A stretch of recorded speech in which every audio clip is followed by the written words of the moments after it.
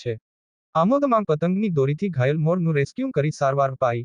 પક્ષીઓની સારવાર માટે 20મી સુધી કરુણા અભિયાન કાર્યરત રહે છે।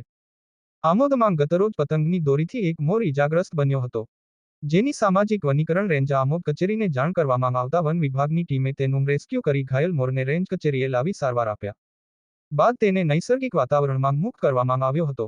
Amod range forest officer Ramesh ચૌહાણે જાહેર જનતાને અપીલ કરી જણાવ્યું હતું કે આપણી મજા અન્ય માટે સજા ન બને તેવી રીતે ઉત્તરાયણ પર્વની ઉજવણી કરવાની અપીલ કરી હતી અને કોઈ અબોલ પક્ષી ઈજાગ્રસ્ત હાલતમાં દેખાય તો તેને આમોદ રેન્જ કચેરીએ લાવી સારવાર આપવા માટે અપીલ કરી હતી।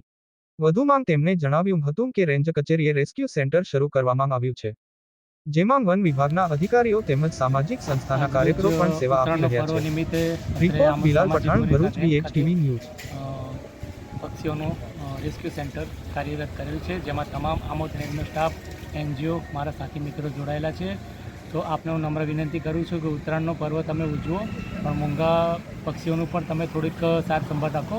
કોઈ પણ તમારા આજુબાજુના એરિયામાં કોઈ પક્ષી તમને ઘાયલ અવસ્થામાં મળે તો અત્યારની આમોદ રેન્જ કચેરીનો, NGOનો તમે સંપર્ક કરી અને કોઈનો જીવ બચાવીએ એ તમે એક માનવતાના રીતે એક પરમ ધર્મ છે। અને બીજું, તમે તહેવારના સાથે સાથે પણ થોડુંક પક્ષીઓને સાંજના 6 વાગ્યા પછી પતંગ ચગાવવાનું થોડુંક જો મર્યાદામાં રાખશો તો કોઈ પણ પક્ષીને તેઓના બિચારામાં બચાવથી આપણે દૂર નહીં થાય અને મૃત્યુ પામશે, એવું આપણે આપણા હાથેથી કોઈનું નુકસાન ન થાય એવી મારી નમ્ર વિનંતી છે વન વિભાગ તરફથી। અસ્તુ।